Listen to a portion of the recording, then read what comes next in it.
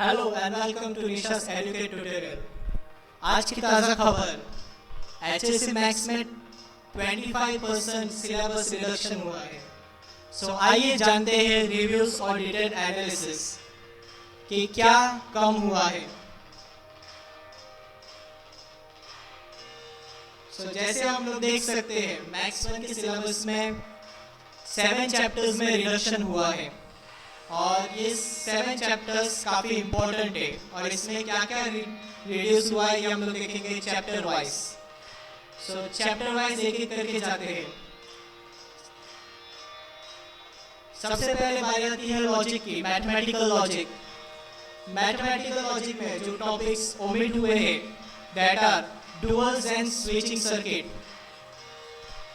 Duels की बात करें तो ये इम्पोर्टेंट है जेडब्ल्यू और सीडी के लिए। As a point of view HSC ये अभी इम्पोर्टेंट नहीं रहा है। Talking about switching circuits, so वो भी इम्पोर्टेंट है कॉम्पिटिटिव एग्जाम्स लाइक जेडब्ल्यू और इंजीनियरिंग के जितने भी कॉम्पिटिटिव एग्जाम्स हैं उनके लिए। बट ये also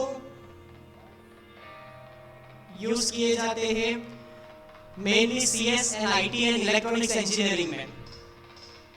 so duels and switching circuit जो टॉपिक ओमिट हुए हैं इनको थोड़ा तो पढ़ना ही पड़ेगा। बात करते हैं मैट्रिसेस की। सो मैट्रिसेस में जो ओमिट किए गए हैं टॉपिक वो है uniqueness of inverse and method of reduction.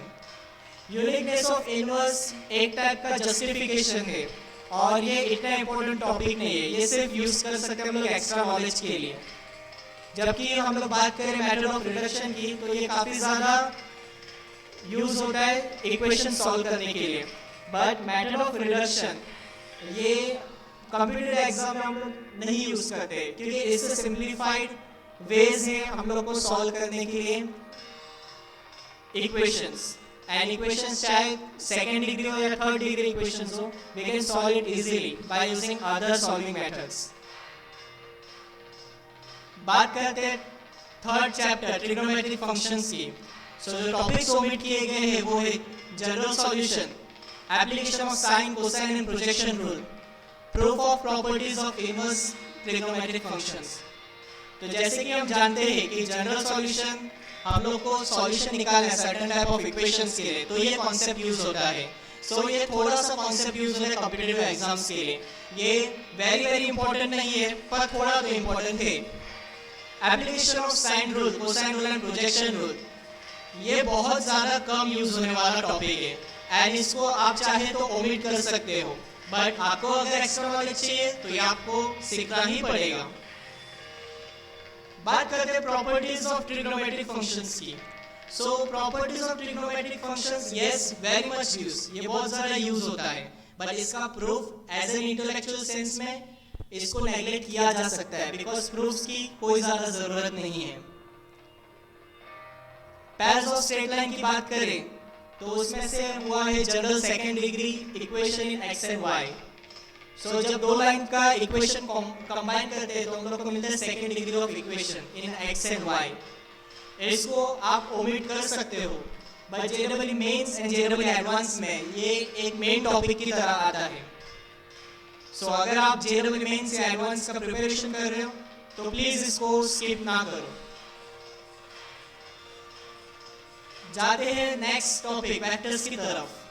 Topics जो ओमिट हुए हैं that are proof of volume of parallelepiped and tetrahedron and vector triplet product. So volume of parallelepiped and tetrahedron ये काफी स्मॉल टॉपिक है, इसमें दो फॉर्मूला यूज होते हैं और ये दो फॉर्मूला पढ़ लोगे तो ये आ सकता है। जबकि प्रूफ इसका ये ना ही 12th के सिलेबस के लिए अभी काम का बचा है, ना ही ये कंप्यूटर एग्जाम में पूछा जाएगा बिकॉज कंप्यूटर एग्जाम्स में या जेडब्ल्यू में ऑलरेडी आपको बहुत कम टाइम रहता है तो प्रूफ कोई पूछता नहीं है उधर। जबकि बात करें वेक्टर ट्रिपलेट प्रोडक्ट की तो सबसे ज़्यादा यूज होने वाला टॉपिक है वो है स्केलर ट्रिपलेट प्रोडक्ट और बहुत सारा कंप्यूटर एग्जाम्स और बहुत सारे कंप्यूटर एग्जाम्स के मार्क्स एसटीपी पे डिपेंडेंट रहते हैं और VTP that is vector triplet product सबसे कम यूज होता है। सो इसको आराम से आप एलिमिनेट कर सकते हो। बात करते हैं लाइन एंड प्लेन की।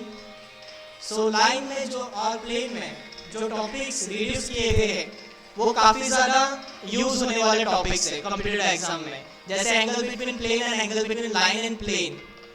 ये काफ़ी ज़्यादा यूज होने वाला टॉपिक है कॉम्पिटिटिव एग्जाम्स में। सो इसको स्किप करोगे और कॉम्पिटिटिव एग्जाम देने जाओगे तो आपको नहीं आ सकता शायद, तो आपको पढ़ना ही पड़ेगा।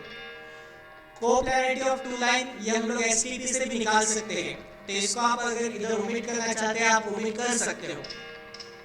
Distance of point from plane ये अगेन इंपॉर्टेंट है for major exams like JW और एमएससीईटी।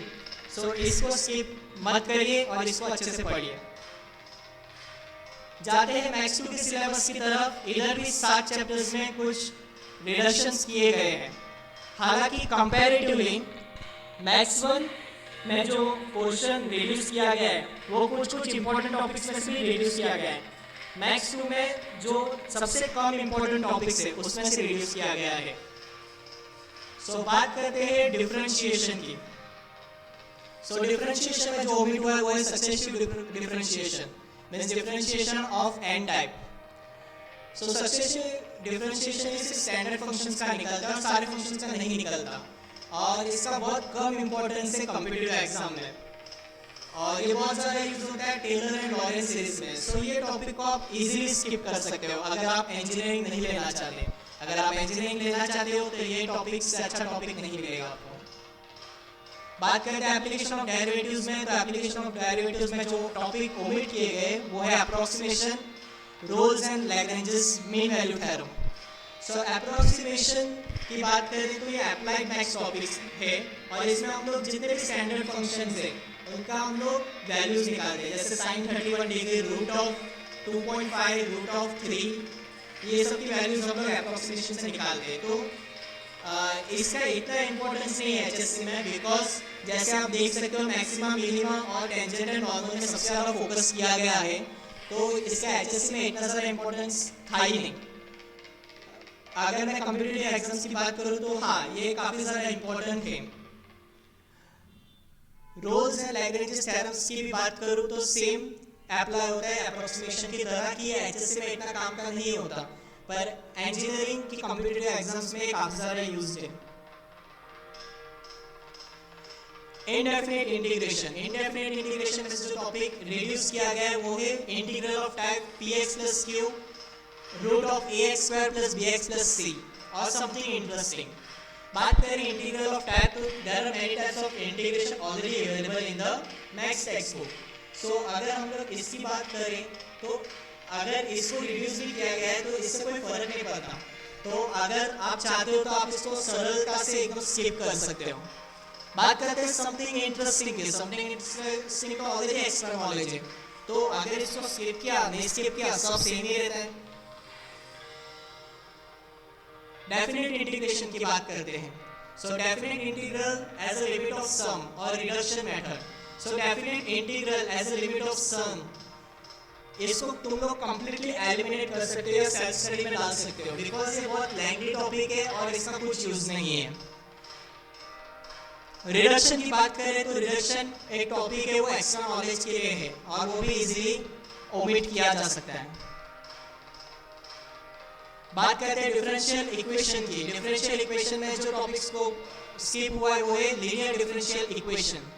लीनियर डिफरेंशियल इक्वेशन ये मेथड यूज होता है for solving of differential equation.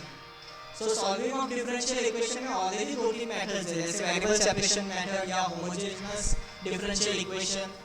So linear differential equation को स्किप किया तो उससे कुछ ज़्यादा फर्क नहीं पड़ा, बट या ये जेईई मेंस और एडवांस के लिए बहुत ज़्यादा यूज्ड टॉपिक है, एज वेल एज सीईटी में भी इसके क्वेश्चंस आते हैं। तो अगर आपको ये सब एग्जाम्स नहीं देना है तो आप क्लियरली इसको स्किप कर सकते हो।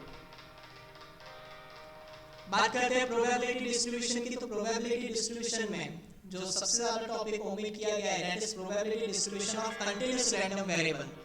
जो probability distribution of continuous random variable ये एक ऐसा टॉपिक है जो इंटीग्रेशन से निकाला जाता है, और इसको हम लोग डायरेक्टली स्किप कर सकते हैं अगर आपको समझ नहीं आ रहा है और ये टॉपिक सेल्फ स्टडी बेसिस पे लिया हुआ है। तो ये एचएससी का कुछ काम का नहीं है और इसका जेईई में भी कुछ काम नहीं है। सो जैसे मैंने आपको रिव्यूज और डिटेल एनालिसिस दिए, होप सो आपके ये बहुत काम है. Thank you. Please like, share and subscribe Nisha's educate tutorial. आज हुआ है मैथ्स का, कल होगा फिजिक्स और केमिस्ट्री का. So stay tuned, we'll give you more inputs. Thank you.